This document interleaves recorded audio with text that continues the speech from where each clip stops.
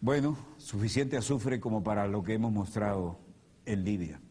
Y cuando repartió riquezas con todo aquello que le acusaban y fue recibido oficialmente otra vez en la comunidad internacional, el desaparecido coronel Gaddafi dijo un discurso que tal vez generó las consecuencias que ahora ha sufrido. Dijo demasiadas cosas que no estaban tampoco acostumbrados a oír ahí.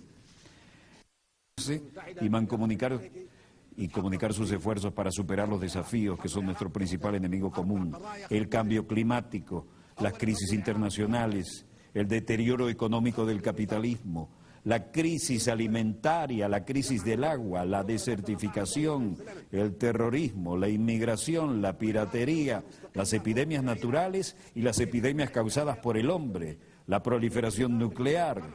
Tal vez la gripe H1N1 fue un virus creado en un laboratorio que quedó fuera de control y que originalmente se había concebido como un arma militar. Entre esos retos también cabe citar la hipocresía, la pobreza, el miedo, el materialismo y la inmoralidad. Como se sabe, las Naciones Unidas fueron fundadas 3 o 4 países. Ellos fueron los que la fundaron, que a la sazón estaban contra Alemania. Las Naciones Unidas fueron creadas por naciones que se unieron contra Alemania en la Segunda Guerra Mundial. Constituyeron un órgano denominado Consejo de Seguridad que convirtió a esos países en miembros permanentes y le otorgó el derecho de veto. Nosotros no estábamos presentes en ese momento. Las Naciones Unidas se configuraron de acuerdo con esos países que tenían la intención de que nos sumáramos a los planes originales.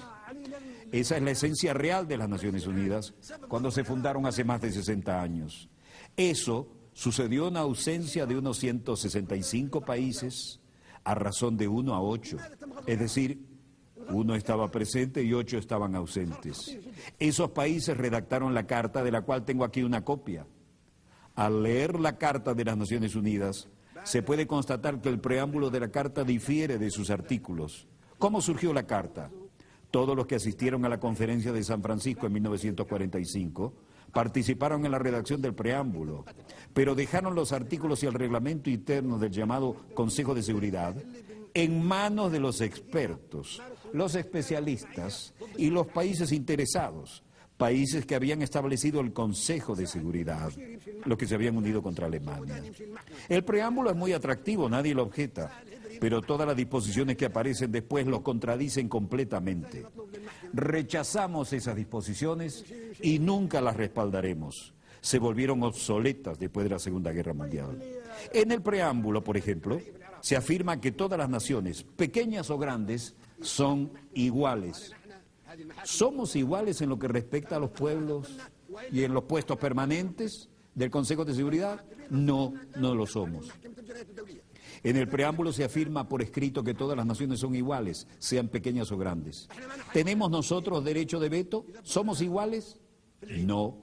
En el preámbulo se dice que tenemos igualdad de derechos, ya sean nuestros países grandes o pequeños. Eso es lo que se declara y lo que acordamos en el preámbulo. Por tanto, el veto en el Consejo de Seguridad contradice la Carta.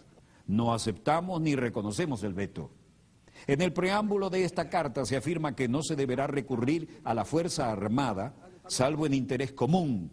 Ese es el preámbulo que acordamos y firmamos, y nos sumamos a las Naciones Unidas porque queríamos que esta Carta reflejara eso.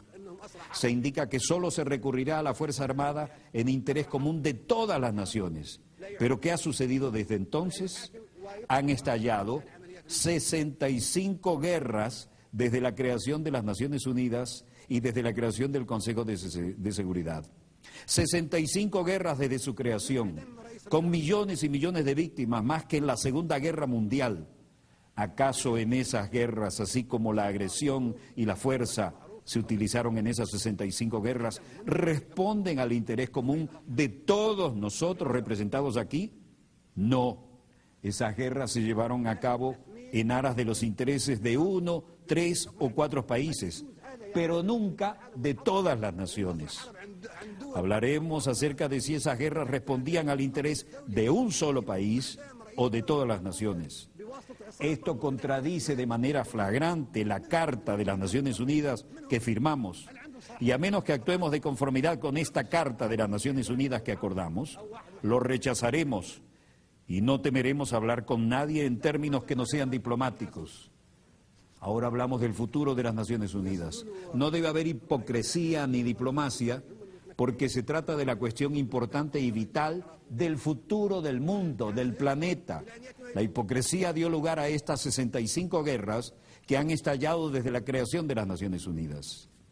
Si un país, Libia, por ejemplo, agrediera a Francia, entonces la organización entera respondería porque Francia es un Estado miembro soberano de las Naciones Unidas y todos compartimos la responsabilidad colectiva de proteger la soberanía de todas las naciones.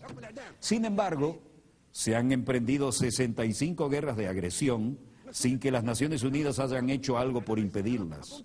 Otras 8 grandes guerras violentas cuyas víctimas suman unos 2 millones de personas han sido emprendidas por Estados miembros que disfrutan de los poderes de veto en el Consejo de Seguridad.